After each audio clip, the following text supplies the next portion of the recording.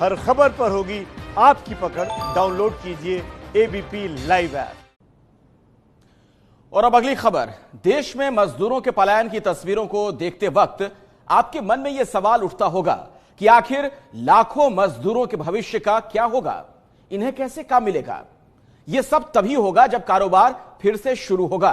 भारत के सामने यह बड़ा मौका इसलिए है क्योंकि चीन से जो हजारों कंपनियां अपना कारोबार समेटना चाहती हैं, उन्हें निवेश के लिए एक नए देश की तलाश है। भारत में कई राज्य सरकारों ने उन कंपनियों को भारत की तरफ खींचने के लिए अपने श्रम कानूनों में बदलाव का ऐलान किया है।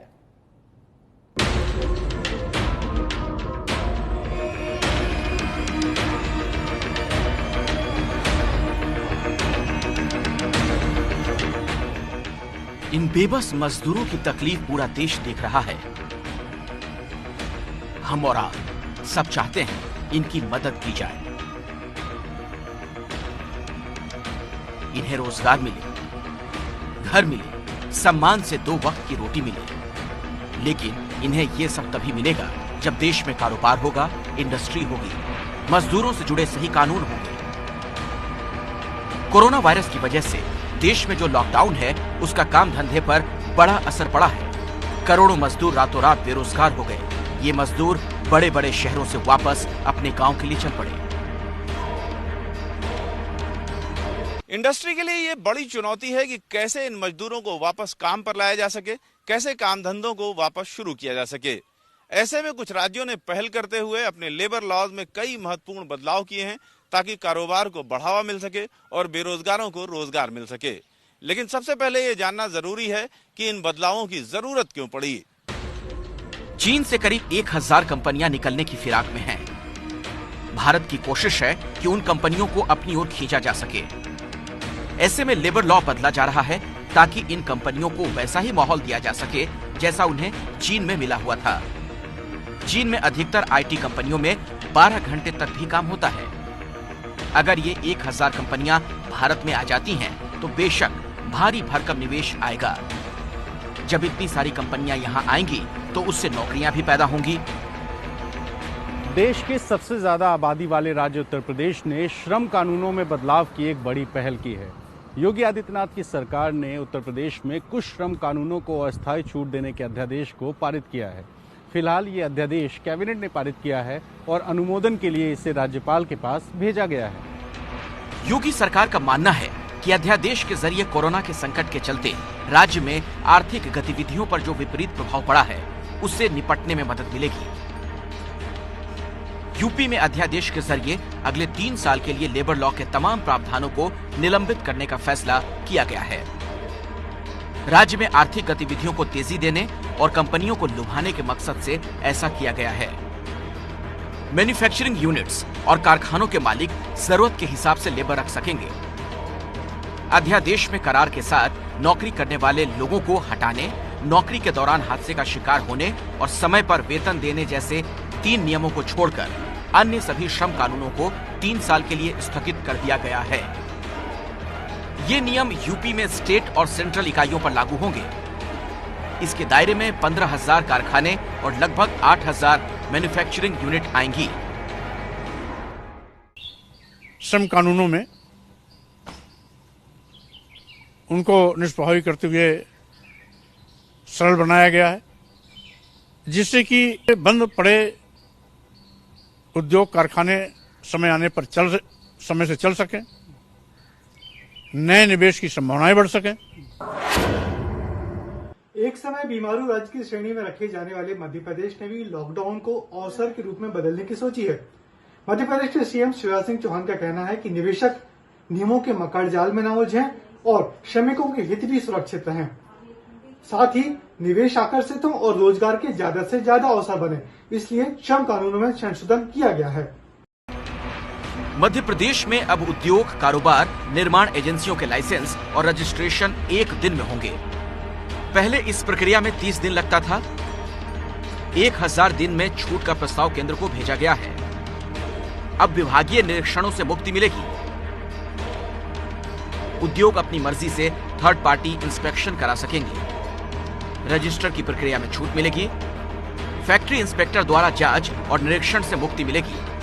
उद्योग अपनी सुविधा से शिफ्टों में परिवर्तन कर सकेंगे। कारखानों में कार्य करने की पालियां 8 घंटे से बढ़कर 12 घंटे की होंगी। हफ्ते में 72 घंटे की ओवरटाइम मंजूरी दी गई। लेबर लॉज में समय के अनुरूप व्यापक परिवर्तन करने का फैसला किया है। जब श्रम कानूनों में सरलता होगी,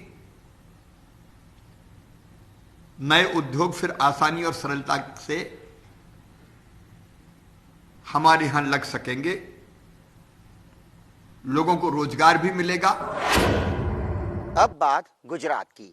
देश में गुजरात पहले से ही उन राज्यों में है जहां पर औद्योगिक माहौल अच्छा है, लेकिन कोरोना की वजह से जो अनिश्चितता आई है उसे देखते हुए गुजरात ने भी अपने लेबर लॉ में बदलाव किए हैं। गुजरात सरकार के 2 अहम बिंदु है कि आर्थिक विकास बढ़े और बेरोजगारी कम हो। कोई भी व्यक्ति 1200 दिन काम करने का नया प्रोजेक्ट लेकर आएगा तो उसे लेबर लॉ के कुछ प्रावधानों से मुक्ति दी जाएगी। मजदूरों को न्यूनतम वेतन कानून के मुताबिक न्यूनतम वेतन देना होगा। मजदूरों की सुरक्षा के प्रावधानों में भी कोई छूट छाट नहीं दी जाएगी। अगर फैक्ट्री या कंपनी में कामकाज के स्थल पर कोई हादसा हुआ तो मजदूरों को कानून के मुताबिक पूरा मुआवजा देना पड़ेगा। पुरानी इकाइयों को तो लेबर लॉ के मुताबिक ही काम करना होगा। ऑनलाइन एप्लीकेशन के बाद 7 दिन में जमीन के संपादन की प्रक्रिया पूर्ण की जाएगी। 15 दिन में बाकी की कार्यवाही भी पूर्ण हो जाए, इस तरह की व्यवस्था की गई है। चीन छोड़ने का मन बनाने वाली विदेशी कंपनियों और विदेश की एम्बेसी से संपर्क करने की जवाबदेही गुजरात के कुछ अधिकारियों को दी गई है। अब बात राजस्थान की। राजस्थान में मजदूरों के पलायन और उद्योगों की समस्याओं को देखते हुए राज्य सरकार ने कई महत्वपूर्ण कदम उठाए हैं। हालांकि राजस्थान सरकार ने दूसरे राज्यों की तरह अलग से कोई नया कानून नहीं बनाया है। राजस्थान में कारखानों में काम करने वाले कुशल कारीगर घर लौट चुके हैं और अगले 2-3 महीनों तक काम फिर शुरू करना आसान नहीं है। मैं एक्सपेक्ट कर रहा हूं कि ये सब प्रॉब्लम और अभी 3-4 महीने रहने वाली है। जब तक कि फसलों की कटाई और वो सब पूरा नहीं हो जाता, तब तक ये प्रॉब्लम्स रहेंगी। राजस्थान में मजदूरों की शिफ्ट 8 से बढ़ाकर 12 घंटे किया गया। इससे कम मजदूरों में ज्यादा उत्पादन हो सकेगा। सोशल डिस्टेंसिंग बनी रहेगी और मजदूरों को कोरोना काल में दुगनी मजदूरी मिलेगी। सिर्फ 1.5 दिन में 3 दिन का काम होगा, जिसकी वजह से उत्पादन का औसत भी बढ़ेगा। राजस्थान सरकार ने 2-3 बड़े बड़े कदम लिए हैं। पहला कदम तो ये था जो शिफ्ट है उसको 8 घंटे से बढ़ा करके 12 घंटे कर दिया गया है। इससे 3 बड़े फायदे हुए हैं। सबसे बड़ी चीज तो ये है कि कम मजदूरों में भी राष्ट्रीय उत्पादन उतना ही रह पाएगा, नंबर 1। नंबर 2, चूंकि कोरोना संकट चल रहा है इसलिए सोशल डिस्टेंसिंग हो पाएगी 2। और नंबर 3 सबसे अच्छी चीज ये है कि मजदूरों को दुगना पैसा मिल पाएगा। श्रम कानून में बदलाव के खिलाफ भी तर्क देने वालों की एक लंबी फौज है। कई लोगों को आशंका है कि बदलाव की वजह से मजदूरों का शोषण हो सकता है। इंडस्ट्री फ्रेंडली लेबर लॉज, जानते हैं इसका मतलब क्या है? हाथ काट दो मजदूर के। जिन श्रमिक कानूनों को, श्रम सुरक्षा कानूनों को बनने में कई 100 साल लगे थे, आपने एक झटके से उनको खत्म करने का निर्णय लिया।